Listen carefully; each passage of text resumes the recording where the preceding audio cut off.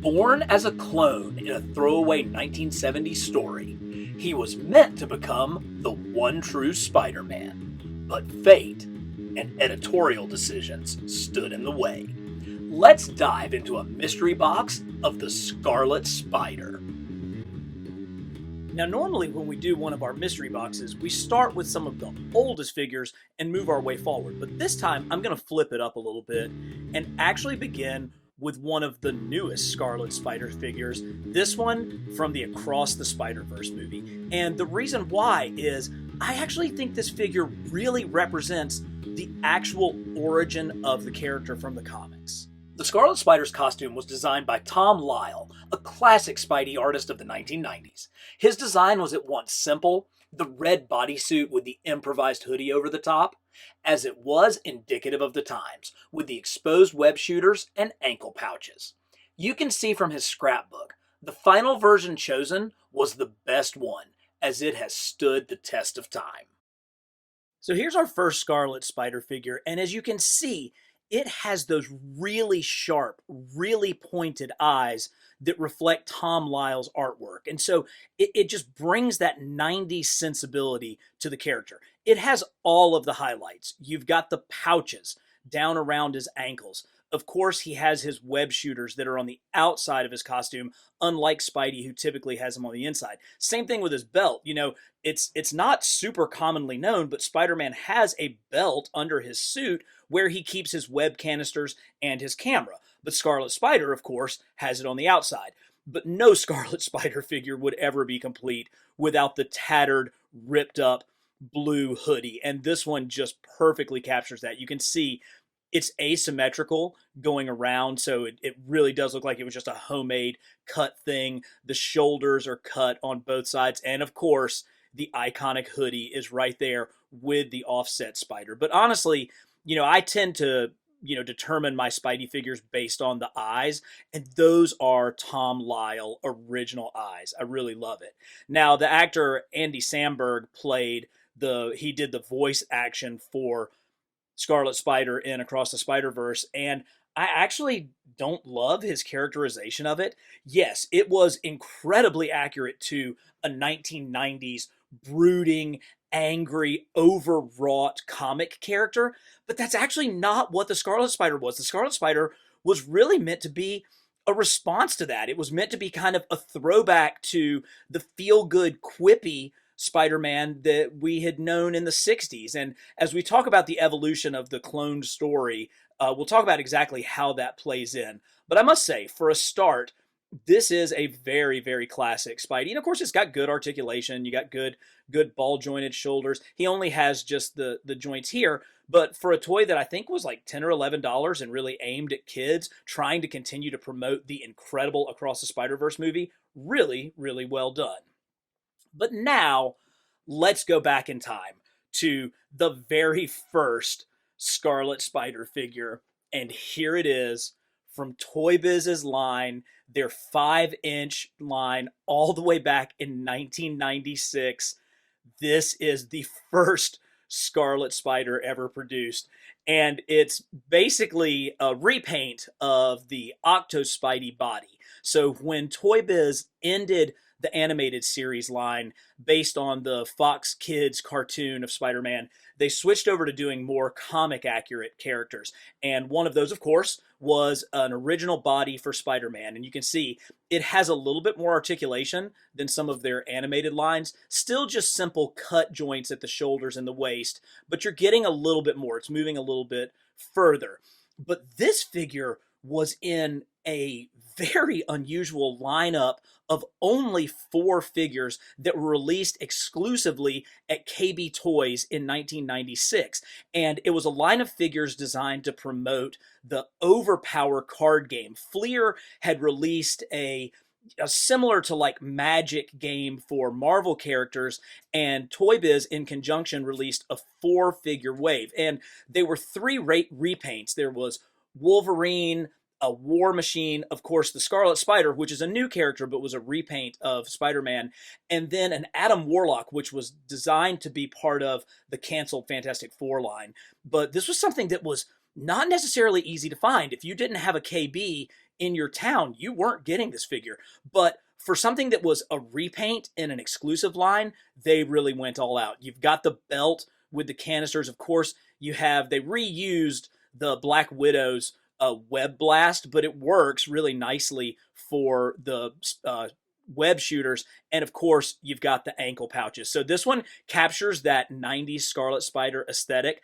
And they did a good job, even though it's flat, it doesn't have any soft goods, with representing the hoodie, even with some paint up here to kind of give you a sense that this is actually the Scarlet Spider's hoodie. So a really cool figure in my collection from all the way back in 1996. And I must say, Marvel and Toy Biz really wanted Scarlet Spider to work. And one of the ways that you can tell that is they dedicated this deluxe figure to Scarlet Spider. So again, this is in 1996 during kind of the heart of the Clone Saga. And this figure is a 12-inch figure. It is, pretty minimally articulated. No one is going to confuse this for a modern Hot Toys figure, that is for sure. But he came with two outfits. Obviously, you've got the Scarlet Spider outfit, but you could also dress him in Ben's Spider-Man costume that has the more modern design by Mark Bagley. But this one is sweet. Again, pouches, web shooters, belt, and the hoodie. Now, it doesn't have the hood. It just kind of has this almost like clown-like frayed edge up here on the top.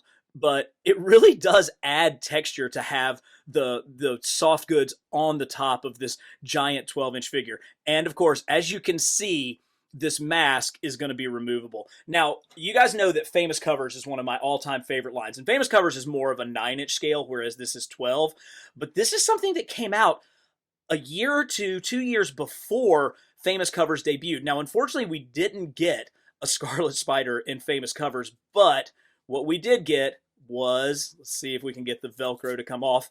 Here it is, a removable mask. And it's that animated Peter Parker head, just painted blonde. But there he is, Ben Reilly in 12-inch form. You gotta love it. So the Clone Saga was this idea that Peter Parker, he had in the comics, he had gotten married to Mary Jane, and it seemed to kind of instantly age the character. Like, no longer could he be sort of the hapless, goofy, late teen, early 20s, down on his luck guy. He's a married man. He has responsibilities. And I think Marvel Editorial was like, yeah, we're running out of stories to tell with this guy, so we've got to come up with something new. And their idea was to go all the way back to the origins of Ben Reilly, back in 1975 with his debut in Spider-Man 149, where Professor Warren, who was really psychotically obsessed with Gwen Stacy, cloned her, but also cloned Peter Parker, so he cloned Spider-Man. So the two Spider-Men had a fight to the death, and one of them lost and was dropped down into a shaft of an old factory and was forgotten about for 25 years until Marvel Editorial decided to bring the clone back as Ben Reilly. And the idea was to tell a self-contained story that basically said, no, it was the real Peter Parker who was left in that factory tunnel, not Ben Reilly. And then they were going to switch him. They were going to let the Peter Parker that we've been reading about that was married to Mary Jane go away and have a happy life with MJ, and the original Peter Parker was going to come back and take over the role. And it was basically going to be like a retcon of the character, and you could bring back some of that energy and youthful excitement. You took away all the convoluted continuity. But guess what? The fans were in an absolute uproar. They're like, are you telling me that the 20 years that I've invested in this character have all been fake and about a clone? And so, Marvel put together the Clone Saga, and it was meant to be a relatively short story. But the controversy garnered sales. And so Editorial said, we got to keep this going. So they kept it going and going and going and going. This is the complete Clone Saga. Something that was meant to be told over 1 year ended up spanning multiple years, and they really struggled in figuring out a way to end it. Now, I'm actually pretty impressed with how they did end the Clone Saga, because they had to make a decision. This has to be a big payout to come on the finish of this. And so they brought back the only man who could have possibly caused this much disruption in the life of Peter Parker and Ben Reilly, Norman Osborn, the Green Goblin.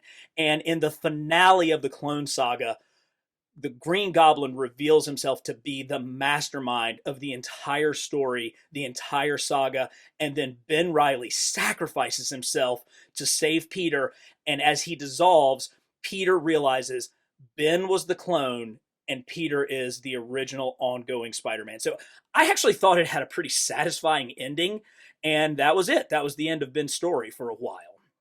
But luckily, on the action figure aisle, he was not forgotten. And here is a little, like, 2.5-inch figure from Japan made by Medicom. We'll see some more Medicom here coming up.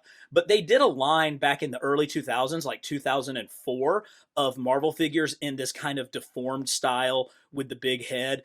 And Scarlet Spider actually was in Wave 4, and this is not a very easy figure to find, so I'm actually really super glad that I have it. It's kind of like a glorified Lego minifigure. It's obviously a little bit bigger, but still kind of cool. Scarlet Spider also appeared, even smaller, as a mini-mate. And I continue to be so impressed with what they're able to accomplish with mini-mates. You know, he's got all the different parts. His ankle brace, I've lost his feet, but his ankle bracelets are just kind of painted on. But something that I really love about this figure is they did give us the hoodie. You can see where the hoodie actually folds out. Even though it's flat, it folds down over the Spidey logo. So again, mini-mates just have such an unbelievable attention to detail, even in just like 1.5 inch sort of scale. And one more smaller one in the Marvel Universe line, a really, really great Scarlet Spider. Now, of course, he's on the same athletic buck as all the Spidey figures, but he does. Again, he's got the goods. All 3 of the extra accessories are added on here. And he has, it's plastic. It's like a little bit of more of a rubbery plastic, but his hoodie is really well executed on this 3 3/4, 4-inch scale figure. It's got a little bit of texture. He's got a different paint application to his eyepieces from the Spider-Man that we got in this line.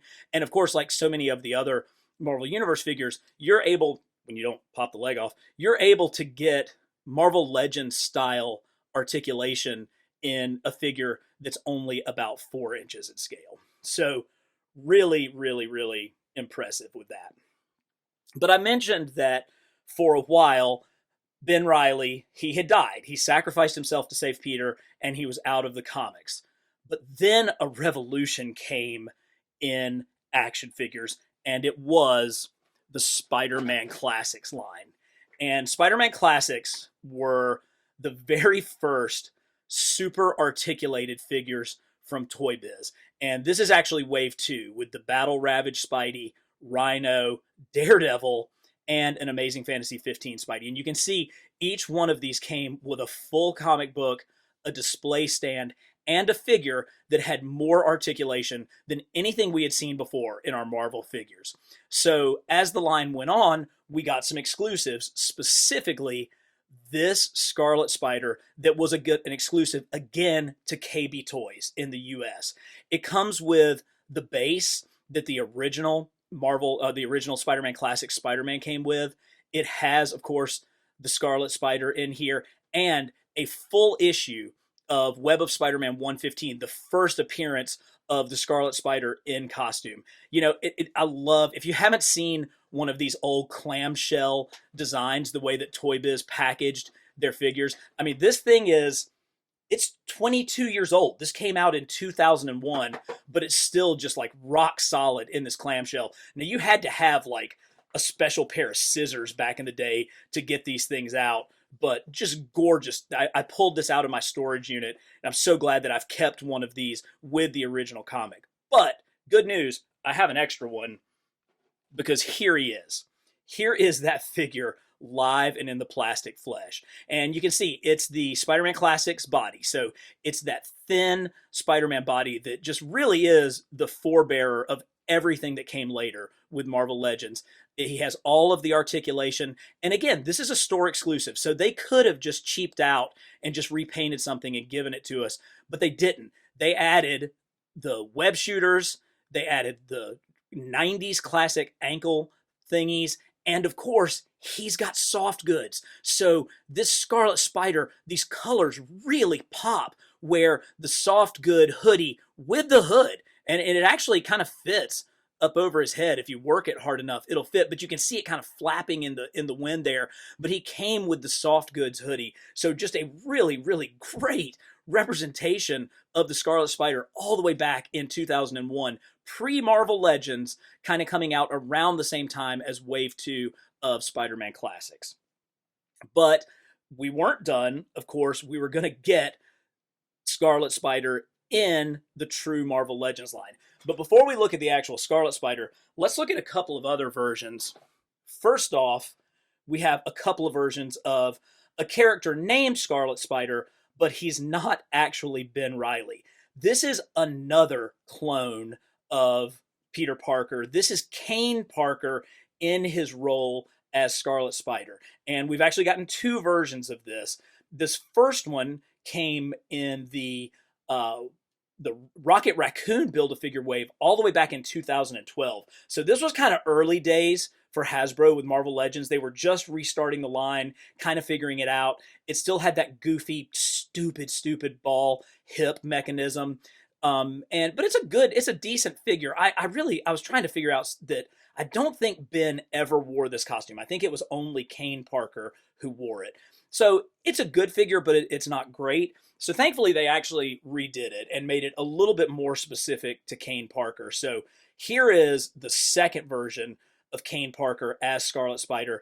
And it's a simple costume, but it's still a really effective one. You know, I like the inverted spider on the back. I think that probably really kind of may have influenced Miles Morales' costume, to be honest, the way that looks. He has much more kind of evil looking eyes. And Kane Parker kind of goes back and forth between being a villain and being a hero. He's that classic complicated anti-hero sort of character. This one's really nice. It came out, which wave did it come out in? I want to say that this came out in around 2018.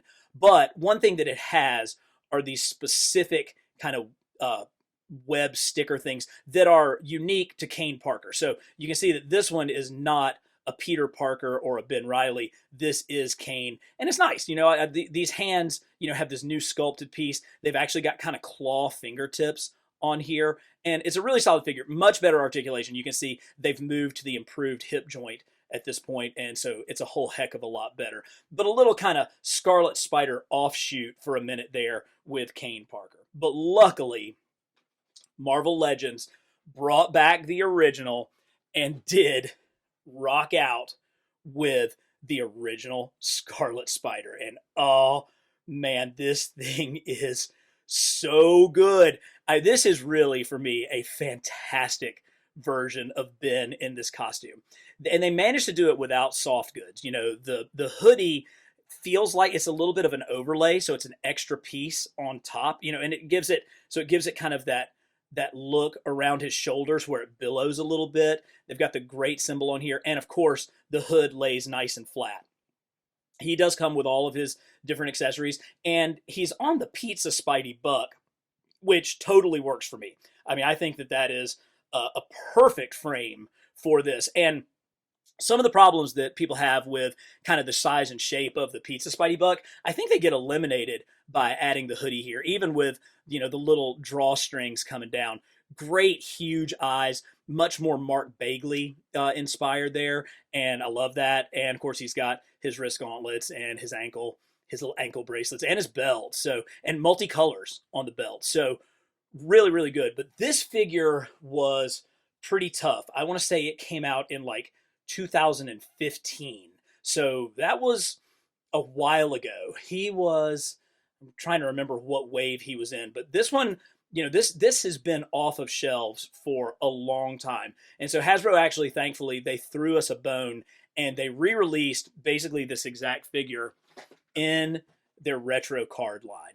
And so this Scarlet Spider came out in the second series of the retro carded figures. Uh, and I love it because it has that classic Toy Biz 90s look. When Toy Biz first got the Marvel license, this is what all of their card backs look like, with like the blue and the stars, and then the character's own individual logo with a big, huge piece of art. And so here you can see that exact same figure. He does have a little bit, it looks like, of different paint. It looks like the Scarlet is maybe truly a little bit more scarlet on this one, where it's a little bit of a brighter red here. I think this one looks kind of more comic accurate, but I definitely appreciate how good that looks. Still on the pizza Spidey Buck, and of course you do get the thwippy hands to go along with the fist, but this one came with a blonde Ben Reilly head. So they repainted the Peter Parker head blonde, and you could switch it out. Sadly, this is the only one that I have on the card.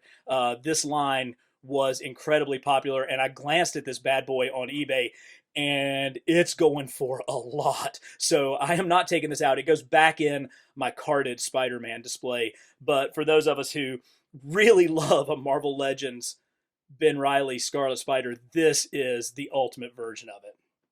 But we do have one more Scarlet Spider that we need to take a look at. I mentioned the Japanese company Mafex with this figure from the early 2000s. Well, let's just say they've made some strides since that time. Here is the brand new Medicom Mafex Spider-Man Scarlet Spider. And this thing is just, I mean, it's just a work of art. Very similar to the previous Spider-Man that we've gotten. We've gotten the regular suit, black suit. We've gotten Ben Reilly as the Spectacular Spider-Man. And now we're completing kind of that whole era with Scarlet Spider. The packaging is gorgeous. I mean, just absolutely gorgeous. I love this art. And it displays kind of the different options that you have with the figure, with the web lines and all the different poses that he can get into. But packaging is cool. But we're here to look at figures. And so here he is, Scarlet Spider in all of his glory. And I've mentioned this before, these Mafex joints just are so smooth. It really is true. The only way that you can describe these joints is that they're buttery. They just flow, and you can get them into such unique places, and they'll hold it. You know, they'll absolutely keep their shape just like you want them to. But of course, the main figure is fantastic. But let's look at some of the accessories that it came with. We did get a ton of webline accessories. And when you're doing any kind of action figure photography or posing, all of these different options, particularly the ones that have the web lines kind of flinging away, that is so McFarlane. I love that revolution that Todd brought to the art of Spider-Man, and you can really capture it here. And of course, these are ones that could be used with any of your Spider-Man figures, including some of your Marvel Legends figures. So it's really nice to get this many different accessories. Simply, you just take the hands off and pop them on. They all have little wrist areas where they can pop right on, and they fit beautifully. But it wouldn't be a high-end import if you didn't have all kinds of other things that come with it. So he does have sort of more of a modern eyes look, a little bit smaller than the eyes that I've chosen for the figure. I think these are more of the Mark Bagley looking eyes, the bigger ones, whereas these are kind of more of some of the more modern interpretations of Scarlet Spider.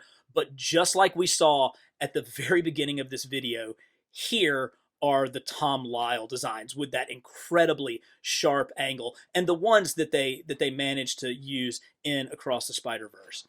Now, tons of different hands and feet, and one of the things that Medicom's done better lately is they come on these little pegs, and so you can see each one of these is on just a little clear peg, so it's so much easier, one, to keep them together, and two, to keep from losing the daggum things. It's a small thing, but this is something that like really matters to me as a collector, having these connections.